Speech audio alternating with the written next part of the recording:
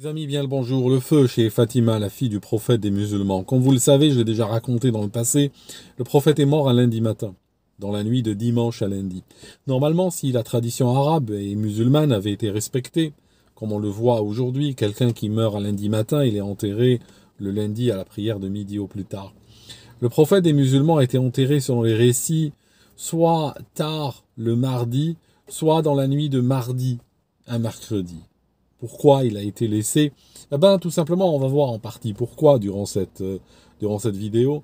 Mais parce que pendant ce temps-là, durant ses dernières heures de vie, littéralement, et après sa mort, eh bien, son entourage était plutôt en train de poser les premiers jalons du califat islamique. Ils avaient déjà, pour eux, ils avaient déjà tourné sa page. Ils étaient en train de se disputer pour qui prendra le pouvoir. Sur ces entrefaits, on a Omar, qui allait plus tard devenir le deuxième calife, qui a sorti son épée, qui a commencé à menacer les gens, en leur disant « Celui qui dit que le prophète est mort, je vais le tuer ». La raison, c'est qu'il voulait gagner du temps, parce que son ami Ibn Abi Quhafa, qui allait devenir le premier calife plus tard, eh bien, était en dehors de la ville. Il a envoyé des gens, des cavaliers le chercher, mais il fallait que pendant ce temps-là, il gagne du temps. Donc il fallait que la nouvelle de la mort du prophète reste étouffée le plus longtemps possible, jusqu'au retour de cet homme qui allait devenir le premier calife. Après, cet homme, effectivement, va arriver en ville. Dès qu'il arrive en ville, Omar range son épée et dit « Bon, voilà, le prophète est mort ». Abu Bakr va chez le prophète, il rentre dans sa chambre, il trouve effectivement la mort, il se retourne vers les gens qui étaient là, il leur dit « Dunakum sahibukum ». Il était très économe en mots, il leur dit « Occupez-vous de votre ami » et il part. Le prophète est donc enterré. Et la scène que je vais vous raconter aujourd'hui se passe dans littéralement, probablement 24 à 48 heures après l'enterrement. Donc nous sommes réellement dans la semaine de la mort du prophète. Et c'est très important d'étudier ces moments dans le détail, parce que c'est à partir de là que l'histoire islamique va complètement balancer dans une violence originelle, je dirais, qui va après cascader de génération en génération, malheureusement. C'est parti. J'ai un livre entre les mains qui s'appelle L'Imamatu wa Siyasatu, qui a été écrit par Ibn Qutayba. Je vous donne le livre, comme d'habitude, en téléchargement, dans le descriptif de la vidéo. Je suis dans le tome 1, et je suis à peu près à la page 30, exactement à la page 30, du livre, pas du PDF, parce que dans cette édition-là, dans mon fichier, il y a un gros décalage entre la pagination du PDF et du livre. Donc je suis à la page 30 du livre, pas du PDF. Ibn Qutayba, pour votre information, est né en 828. Il est mort en 889, ça nous situe à la période abbasside. Il est né en 828, le prophète des musulmans est mort en 632, donc nous sommes grosso modo, juste pour avoir un ordre d'idée, un ordre de grandeur, il est né à peu près 2 siècles après la mort du prophète. Dans ce livre, à la page 30, voilà ce qu'il va raconter. Je vous lis comme d'habitude, je lis une phrase en arabe, je la traduis, puis après une autre phrase en arabe et je traduis, ainsi de suite. Il dit « Inna Abu Bakr radiyallahu anhu » Abu Bakr, qu'Allah le bénisse. Dans le texte, écrit comme ça. Moi, je fais que lire, je ne porte pas de jugement de valeur sur les uns et sur les autres. تفقد قوما تخلفوا عن بيعته عند علي كرم الله وجهه. Il dit que il a réalisé qu'il y avait des gens qui ne sont pas venus pour prêter allégeance. C'est-à-dire que il avait initié une tradition qui allait se continuer par la suite au travers de l'histoire islamique. C'est que les gens devaient venir lui prêter allégeance. Il déclare « Je suis le calife » et à partir de ce moment-là, ce qu'il veut voir chez lui, il veut voir un défilé de tous les chefs de famille, de tous les chefs de tribu, de tous les gens qui comptent. Ils doivent venir chez lui et lui dire « Voilà, tu es le calife, tu es le calife, tu es le calife ». C'était très important pour lui, et puis il avait des sbires, effectivement, qui tenaient des listes. Et ceux qui ne venaient pas, étaient considérés comme des ennemis du califat, et ils étaient pourchassés, poursuivis. Alors soit ils avaient oublié de prêter allégeance, ou bien ils avaient des hésitations, mais quand ils voyaient les hommes du calife avec leurs épées, ils venaient, ou bien ils étaient tués tout simplement sans forme de procès. Alors, ici... Monsieur Ibn Abi Quhafa, donc le premier calife qui vient de s'installer depuis quelques heures, réalise qu'il y a des gens qui manquent, qui étaient en particulier chez Ali. Ali, le gendre du prophète, marié à la fille Fatima du prophète. Donc c'est la fille Fatima du prophète est mariée à Ali. Alors, il leur a envoyé Omar. Omar, rappelez-vous, c'est celui qui rôdait avec son épée en disant « Écoutez, le prophète n'est pas mort ». Alors, فجاء فناداهم وهم في دار علي. Donc il est arrivé à la maison d'Ali, qui est la même que la maison de Fatima, et il a commencé à les appeler, hey, sortez, sortez. فأبوا أن يخرجوا. Ils ont refusé de sortir. Les gens ont refusé de sortir. Ils ont dit on sort pas.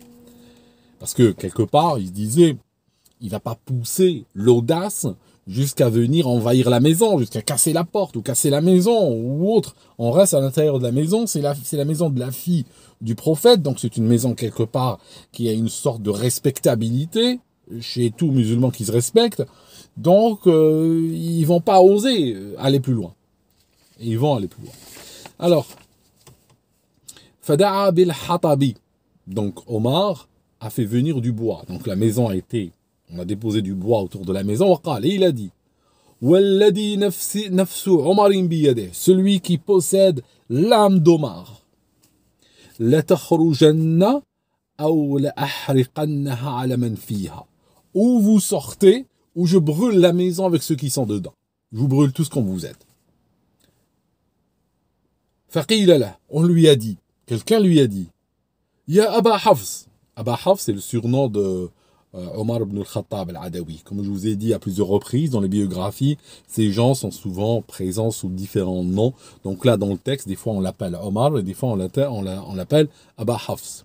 Donc on lui a dit, Ya Aba Hafs, inna fiha Fatima. Ils lui ont dit, il y a Fatima à l'intérieur. Donc quelqu'un lui a dit, écoute, mollo quoi, il y a la fille du prophète là-dedans. Et il a dit, Wa'in. Et même s'il y a la fille du prophète. Et après, il a dit après, Wa'in. Fakharajou, ils sont sortis. Fabaya'u illa aliyan. Ils ont tous prêté allégeance, ceux qui étaient là dans la maison, sauf Ali qui n'a pas prêté allégeance. D'accord? Il disait, dans le texte, il explique qu'il est en train de s'occuper de rassembler le Coran, il ne voulait pas avoir affaire à la politique pendant ce moment-là et tout ça. Bon, on continue. فوقفت فاطمة رضي الله عنها على بابها. Fatima, la fille du prophète, est arrivée donc devant sa porte et voilà ce qu'elle a dit. فقالت, elle a dit, لا عهد لي بقوم حضروا أسوأ محضر منكم. Je ne veux rien faire avec des gens comme vous qui ont fait ce que vous avez fait. Elle va décrire. تركتم رسول الله صلى الله عليه وسلم جنازة بين أيدينا. Vous avez abandonné le prophète mort entre vos mains.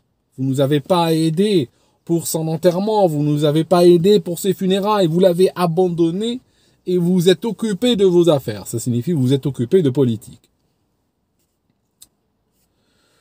Donc, après, quand il a vu ça, Omar est parti chez Abu Bakr, il n'a pas mis le feu, il s'est dit, bon, voilà quoi, c'est pas possible. Qu'est-ce que je fais? Donc il est parti chez Abu Bakr, chez le calife, pour lui dire, tu dois faire quelque chose. Voilà ce qu'il va lui dire. فقال له ألا تأخذ هذا المتخلف عنك بالبيعة.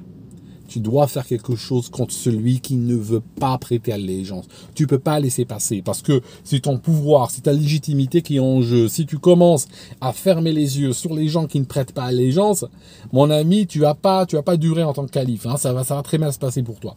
Donc, qu'est-ce qu'il a fait, Abu Bakr? Il a envoyé un certain Qunfud, c'était un de ses serviteurs. Il l'a envoyé chez Ali. Donc Qunfud est parti, il a frappé. Abu Bakr te dit de venir prêter allégeance, Ali dit non. Ok. Qunfud, le serviteur, revient chez Abu Bakr. Abu Bakr le renvoie une deuxième fois. Donc, à ce moment-là, après 2 fois que Qunfud, le serviteur, est parti, revenu bredouille, cette fois-ci, c'est Omar qui décide d'y aller lui-même, par lui-même. Parce qu'il se dit, bon, la situation devient un petit peu coriace, il faut que j'y aille. Tumaqama Omarun. Donc Omar s'est levé. Famasha ma'ahu jama'atun. Un groupe de gens marchaient avec lui. Donc un groupe de gens, probablement, on ne sait pas, quelques dizaines de personnes, peut-être 10, 12, 15, je ne sais pas. Donc, mais un groupe de gens marchaient avec lui. Un groupe significatif, pas 3 ou 4 personnes. Hatta ataou bab Fatima. Ils sont arrivés à la porte de Fatima. Fadaqul bab. ils ont frappé à la porte, elle les a entendus frapper. Et rappelez-vous, c'est une femme qui a déjà été pas mal effrayée par, il y a le bois qui est toujours autour de sa maison et tout, et puis on n'arrête pas de la harceler, et là encore, cette fois-ci Omar arrive, et il ramène du monde avec lui. فدقوا الباب فلما سمعت أصواتهم. Quand Fatima a entendu leur voix, voilà ce qu'elle a fait. فنادت بأعلى صوتها. Elle a commencé à hurler à l'intérieur de la maison. Elle a commencé à crier par le plus fort qu'elle pouvait crier. Ya abati, ya Rasulallah, mon père, le messager de Dieu. Mada laqayna ba'da. Qu'est-ce qui nous arrive après toi? Qu'est-ce que nous fait Ibn al-Khattab wa Ibn Abi Quhafa? Qu'est-ce qu'ils nous font Ibn al-Khattab, Omar, et Ibn Abi Quhafa, Abu Bakr? Elle était en train d'hurler chez elle. Elle avait peur, elle était terrorisée. Cette fois-ci, elle s'est dit, ils viennent, ils vont foutre le feu. Cette fois-ci, c'est pas possible, ils vont pas on va pas s'en sortir vivant. Alors que son père vient de mourir. Rappelez-vous, c'est une femme qui est en train de vivre un deuil. Son père vient d'être enterré, et déjà là, on est en train de la menacer de mort avec du feu. Alors, فَلَمَّا سَمِعَ الْقَوْمُ. C'est un livre sunnite au passage, juste pour qu'on soit clair, c'est un livre sunnite. Et je vais vous donner d'autres sources dans une minute. فَلَمَّا سَمِعَ الْقَوْمُ صَوْتَهَا وَبُكَاءَهَا. Quand les gens dehors ont entendu ses cris et ses pleurs, parce qu'elle pleurait, elle criait, donc on est vraiment chez une femme qui est en pleine terreur, là, elle était partie réellement, elle pensait qu'elle était morte. إِنْ صَرَفُوا بَاكِينَ. Certains sont partis avec les larmes aux yeux, ils se sont dit وَكَادَتْ قُلُوبُهُمْ تَنْصَدِعُ. Leur cœur était sur le point de se fissurer. Ils ont eu mal, certains. Ils se sont dit, mais qu'est-ce qu'on est en train de faire? Le prophète vient de mourir et là, on est autour de la maison de sa fille, en train de la terroriser. Elle pleure, elle hurle, mais qu'est-ce qu'on est en train de faire aujourd'hui? Et qu'est-ce qu'ils font? Sarafu bakin. Ils sont partis les larmes aux yeux. Ils ne voulaient pas rester et participer à ça. وَبَقِيَ عُمَرٌ وَمَعَهُ قَوْمٌ. Omar et un groupe de gens avec lui sont restés. Mais une partie sont déjà décidé qu'ils ont dit non, ça c'est trop pour nous, là tu fais ce que tu veux, nous on se casse, on reste pas. فَأَخْرَجُوا عَلِيًّا. Donc ils ont sorti Ali. Ali a fini par sortir. فَمَضَوْا بِهِ إِلَى أَبِي بَكْرٍ. Ils l'ont pris chez Abi Bakr. فَقَالُوا لَهُ بَايِعْ. Tu prêtes allégeance. Il a dit إِذَا لَمْ أَفْعَلْ فَمَا هُوَ. Que va-t-il se passer si je ne le fais pas? Et voilà ce qu'ils ont dit. Alors il dit qalou, on ne sait pas qui. Alors là c'est mabni, il a le majhoul, comme on dit en arabe. Ça signifie on a dit. On utilise le on. On ne sait pas qui on a dit, mais on sait que il est là. Il fait face à Abu Bakr ibn Abi Quhafa, le premier calife. Et avec lui là, qui est en train d'agir comme son bras droit et son homme de main, Omar. Et puis il y a d'autres hommes. Mais on ne sait pas qui a dit. Mais en tout cas, c'est quand même une parole assez lourde. Elle peut pas être dite par un demi-ciel. Elle peut pas être dite par un serviteur qui, lui, va être un exécutant. Elle est dite par des décideurs, pas par un exécutant. Voilà ce qui est dit. فَقَالُوا وَاللَّهُ الَّذِي لَا إِلَهَ إِلَّا هُ نَضْرِبُ عُنُقَكَ. Au nom d'Allah, il n'y a pas un autre Dieu qu'Allah, on te frappera au cou. On va te couper la tête. Voilà ce qu'ils lui ont dit. Donc, et malgré tout, il a refusé. Alors, il y a une escalade dans le propos, et finalement, il laisse partir. Il n'exécute pas, lui, il prête pas allégeance, et eux, ils n'exécutent pas leurs menaces. Mais vous voyez un petit peu la situation, comme elle était tendue. Et qu'est-ce qu'il a fait? فلحق علي بقبر رسول الله صلى الله عليه وسلم يصيح ويبكي. Il est parti au niveau de la tombe du prophète et il a commencé à crier et pleurer. Un petit peu comme la fille du prophète faisait précédemment la même journée. وينادي إن القوم استضعفوني وكادوا يقتلونني. Ces gens ont failli, ils m'ont pris de force, ils m'ont ramené de force et ils ont failli me tuer. Et après, ce qui s'est passé, c'est que فقال قال عمر لأبي بكر رضي الله عنهما. Omar a dit à Abu Bakr, qu'Allah les bénisse les deux, pour avoir terrorisé la fille du prophète. Vous voyez, quand on est dans un discours sunnite, moi je suis neutre par rapport à ces choses-là, je les regarde sur le plan de l'histoire avec un grand H, et je trouve assez étonnant quand même qu'on décrive des personnes qui ont terrorisé la fille du prophète qui vient de mourir, et en même temps on dit qu'Allah les bénisse.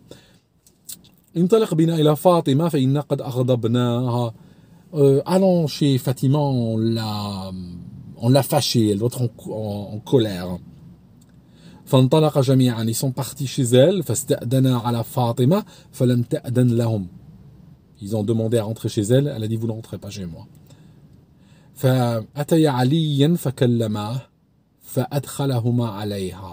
Ils ont trouvé Ali, ils ont discuté avec lui, on ne sait pas ce qu'ils lui ont dit, mais il leur a dit ok, rentrez. Quand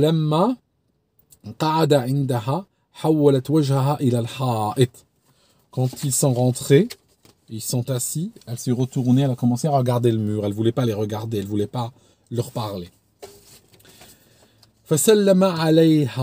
Ils ont donné cette salutation de l'islam.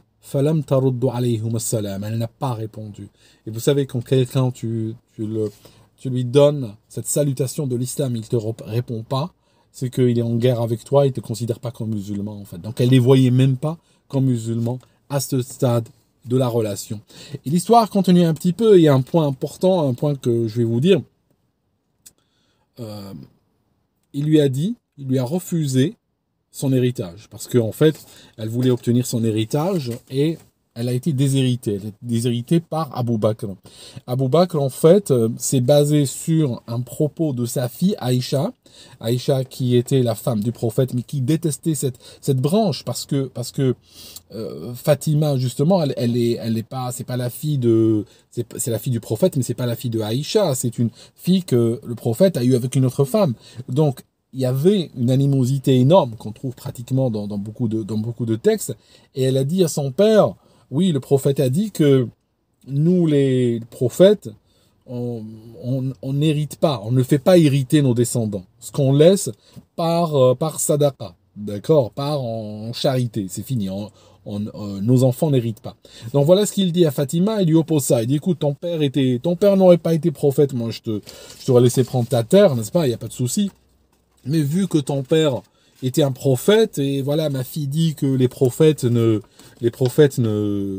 font pas hériter leurs descendants, donc c'est réglé, tu n'auras pas ton héritage. Et en réalité, certains disent qu'il ne voulait pas lui donner son héritage parce qu'il avait peur qu'elle fonde une opposition politique. Donc, déshériter, c'est un petit peu, comme on dirait aujourd'hui, confisquer les fonds, confisquer les biens, c'est une confiscation en réalité, c'est pour priver de moyens et empêcher la personne de devenir ou de créer un embryon d'une opposition politique. Donc c'est pour ça qu'il avait déshérité. Alors, bien entendu, les califes et les hommes de pouvoir, peu importe les crimes qu'ils commettent, eh bien, vous allez voir qu'ils ont toujours leurs défenseurs. Il y aura toujours des gens pour dire, soit ils ont bien fait, ça c'est le premier camp, ça c'est le camp littéralement, t'es au niveau Daesh, des gens qui disent, ben c'est bien, hein, s'il l'a fait, ben c'est une bonne chose, d'accord, peu importe la victime, ça peut être mon prophète lui-même, je m'en fiche, si le calife l'a dit, ça c'est la religion des hommes de pouvoir, ça c'est l'islam politique dans sa quintessence,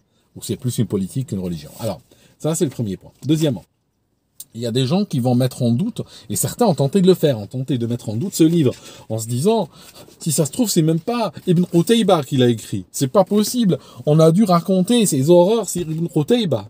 Et on lui a attribué ces horreurs-là. D'accord. D'accord, si c'est le cas, alors ce qu'on va faire, parce que beaucoup le disent, on va faire ceci. Je prends ce livre d'Ibn Qutayba, je barre son nom et je dis que c'est un livre écrit par X. D'accord? Ce livre est écrit par X et je trouvais ce livre dans le métro. D'accord? Maintenant, mis à part l'auteur, parce que si on rentre dans cette logique, on peut même dire est-ce que Sahih Muslim a été écrit par Muslim ibn al-Hajjaj al-Naysaburi? On peut dire ça, hein, on peut aller dans cette direction, pratiquement avec tous les livres. Hein. Mais, est-ce que ce texte-là, est-ce qu'il dit des choses vraies ou pas? C'est ça la question qui est importante. Bon, on va essayer de creuser certains éléments de ce texte dans d'autres livres. Okay?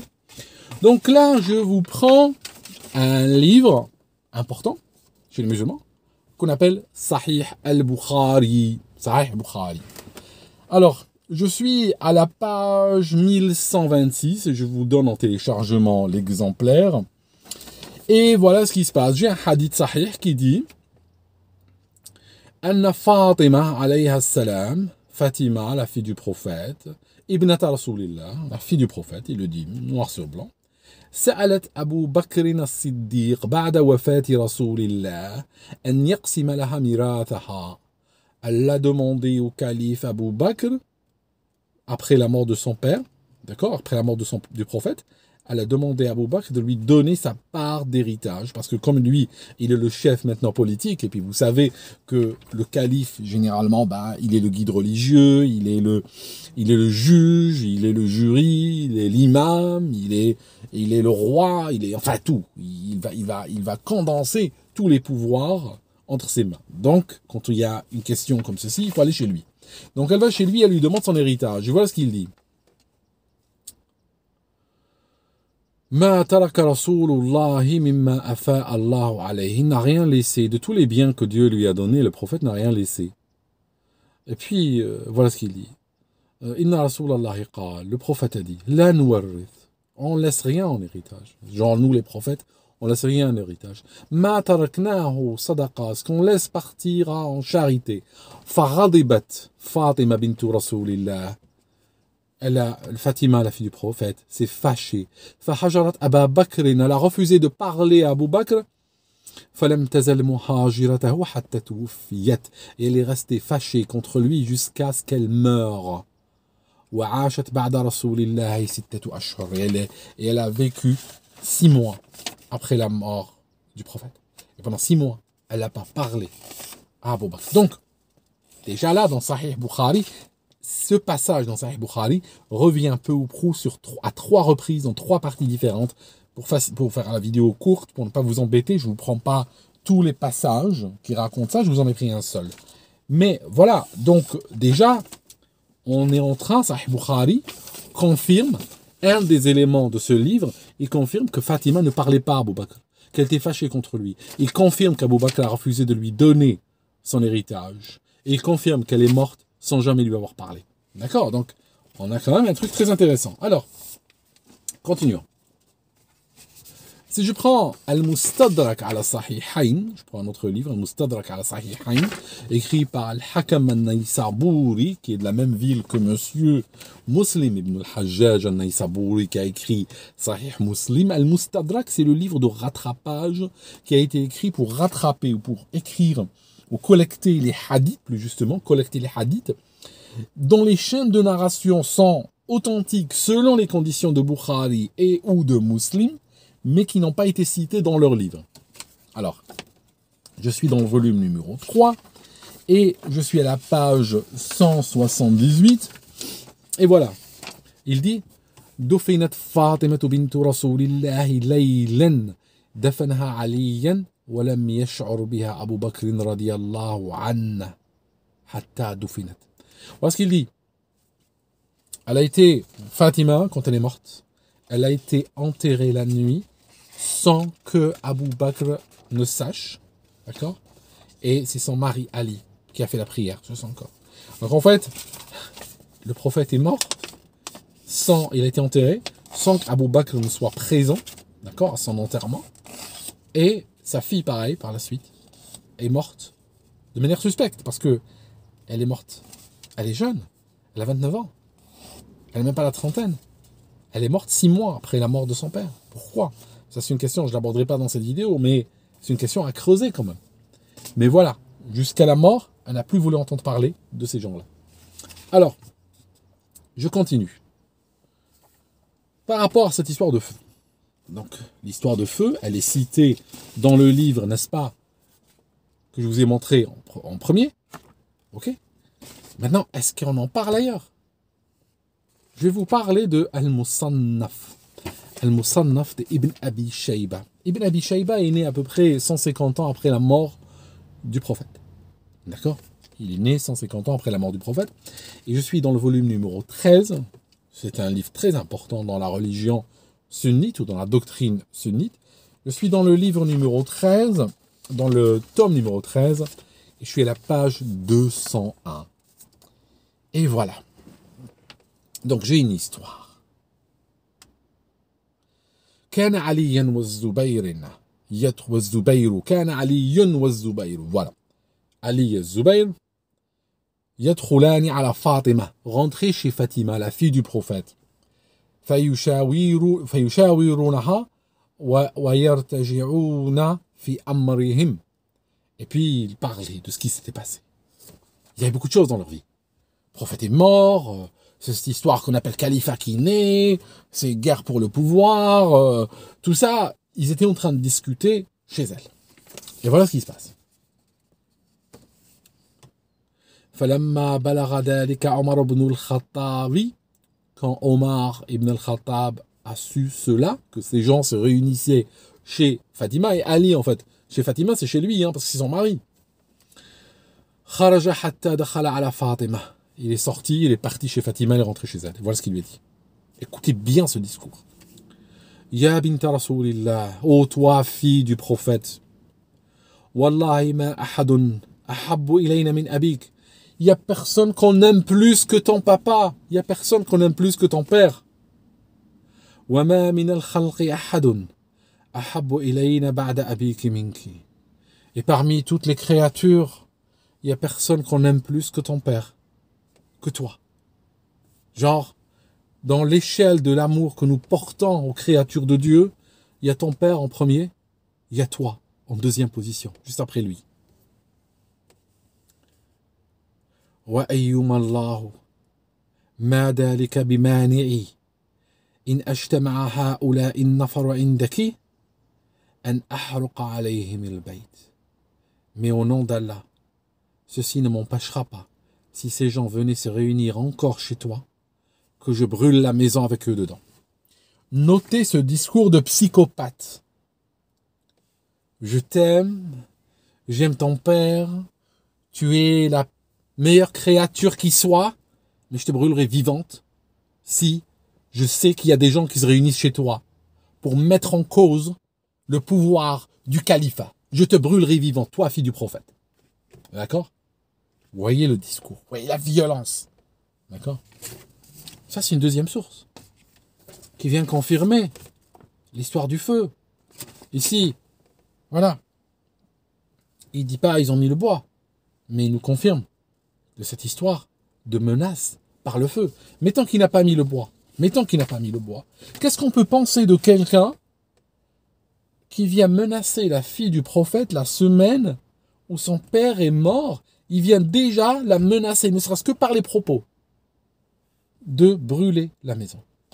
Ibn Abi Qutayba, lui, va plus loin. Il dit, ils ont ramené le bois. Ibn Abi Shayba, lui, ne dit pas ils ont ramené le bois, mais il a menacé de mettre le feu. D'accord? Donc c'est des histoires qu'il faut composer et confirmer et croiser à travers de nombreuses sources. C'est ce que je suis en train de faire.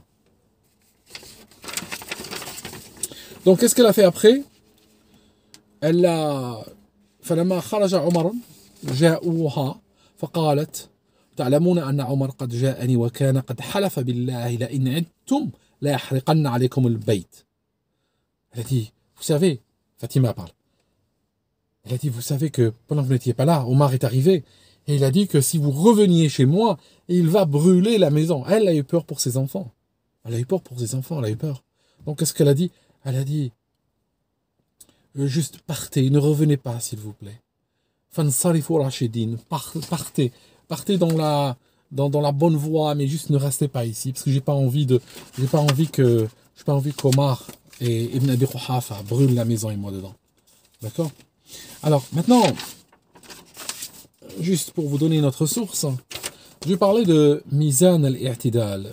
Mizan al-I'tidal, c'est écrit par Al-Dahabi, qui est un très très pro-khalifa. Il a été influencé par Ibn Taymiyyah, qui a vécu un peu avant. Lui est né en 1274 et il est mort en 1348. Je suis dans le volume numéro 3 et il y a juste à la page 109, il y a un long monologue du premier calife et il parle des regrets.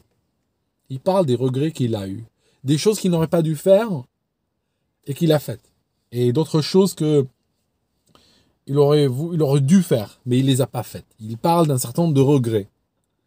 Et parmi les regrets qu'il cite, parmi les 3 grands regrets qui lui restent qu'il cite, voilà ce qu'il dit. وَدَدْتُ أَنِّي لَمْ أَكْشَفْ بَيْتَ فَاطِمَةَ وَتَرَكْتُهُ. j'aurais voulu ne pas avoir violé le domicile de Fatima. J'aurais voulu le laisser dans son domicile. J'aurais voulu éviter de faire ça. D'accord? Il a réalisé par la suite sur le tard l'énormité de ce qu'il a fait. Alors, cette histoire de hadith va poursuivre. Va pour vous dire que les violences et les mensonges créés à un moment donné rebondiront plus tard. Si vous regardez la mort du prophète, comme je vous ai dit, si je reviens au début de la vidéo, il y a Omar qui dit il n'est pas mort. Après, qui arrive? Après, Abou Bakr arrive. Et Abou Bakr, dès qu'il arrive, il dit c'est bon, le prophète est mort. Celui qui vénérait le prophète, ça signifie vénérer Man kana ya'budu Muhammad. Celui qui considérait Mohammed comme un dieu, ben Mohammed est mort. Et dans un autre texte, ton Dieu est mort. Et celui qui vénérait Dieu, Dieu n'est pas mort, il vit éternellement. Alors écoutez, c'est assez étrange, juste pour ce passage, pour vous donner l'ambiance. C'est quand même assez dingue, parce que j'ai cherché dans beaucoup de livres, vraiment beaucoup à ce stade. J'ai trouvé personne, j'ai pas trouvé un seul musulman ou un groupe de musulmans à l'époque du prophète qui le considérait comme une divinité. Je les ai pas trouvés. Donc, pourquoi il dit ça? Pourquoi il dit celui qui considérait Mohammed comme Dieu, son Dieu est mort? Pourquoi il dit ça? C'est un peu comme des fois, j'utilise cette sortie qui fait partie de mon répertoire. Hein? Celui qui prenait le calife pour un dieu, ben son dieu est mort, c'est fini le calife, il est mort, hein? Il va pas revivre, c'est bon. Tu as beau le brosser, il va jamais se réveiller, c'est terminé. Ton dieu est mort. Okay? Vous voyez? Il a dit min bab al-waqaha, comme on dit en arabe. Il a dit par insolence, c'est bon, ton dieu est mort, terminé, game over, c'est bon, c'est fini lui, sa page a tourné. Vous voyez, il y a eu ça. Il va procéder à déshériter la famille du prophète. Et donc, en déshéritant, il utilise un hadith de sa fille Aïcha. Retenez bien celle-là. Il utilise le hadith de sa fille Aïcha, qui était l'épouse du prophète. On va plus loin. Quand on arrive au moment du troisième calife, Uthman ibn Affan al-Umawi, nous sommes à peu près une vingtaine d'années plus tard. Aïcha va chez le troisième calife et elle lui demande un héritage qu'elle voulait prendre, un héritage du prophète. Et qu'est-ce qu'il lui dit, Uthman? Il lui dit, écoute, j'ai entendu un hadith que toi-même as raconté une époque, que le prophète ne fait hériter personne, que l'héritage du prophète n'existe pas. D'accord? Donc pourquoi tu veux hériter du prophète? On n'hérite pas d'un prophète. Et c'est là qu'elle s'est fâchée contre lui, et puis elle a lancé pas mal de gens à ses trousses, et elle a commencé à dire tuez-le, tuez Othman, et c'est devenu un mécréant. Et d'ailleurs, il a été tué par les musulmans, Othman. Vous voyez comme la violence génère la violence, comme les mensonges génèrent les mensonges, et que par la suite, ça continue à cascader au travers les générations. Mais moi, sur le plan de l'historien, pourquoi je vous parle de cette histoire de Fatima? Qu'est-ce qui m'intéresse là-dedans? Sur le plan de l'historien, ce que je veux savoir, moi, c'est est-ce que, à la mort du prophète, les gens respectaient sa mémoire et respectaient son message et l'ont préservé cette mémoire et l'ont transmise le plus fidèlement possible, ou bien ils l'ont pas respecté? C'est ça ma question, moi. Alors quand je vois comment ils ont traité sa propre fille, au lendemain de sa mort à lui, alors c'est vrai que je suis en droit de me poser des questions. En tout cas, pour finir la vidéo, en guise de conclusion, je vous donne juste un verset, le 27-16. D'accord? Le verset 27-16, qui commence juste comme ça, juste un petit détail. Wa waratha Sulaymanu Daoud. Salomon, prophète Salomon. Salomon est un prophète en islam. Il a hérité David. David est aussi, le roi David est aussi un prophète en islam. Et donc, ce prophète, David, eh bien, il a laissé un héritage à Salomon, son fils. D'accord? Juste pour vous dire que sur le plan coranique, il n'y avait aucun problème, que c'est une histoire d'héritage a été probablement inventée justement pour des raisons politiques, comme plein d'autres choses. Merci d'avoir écouté cette vidéo jusque-là. Et puis, je reviens dans une autre. À très bientôt.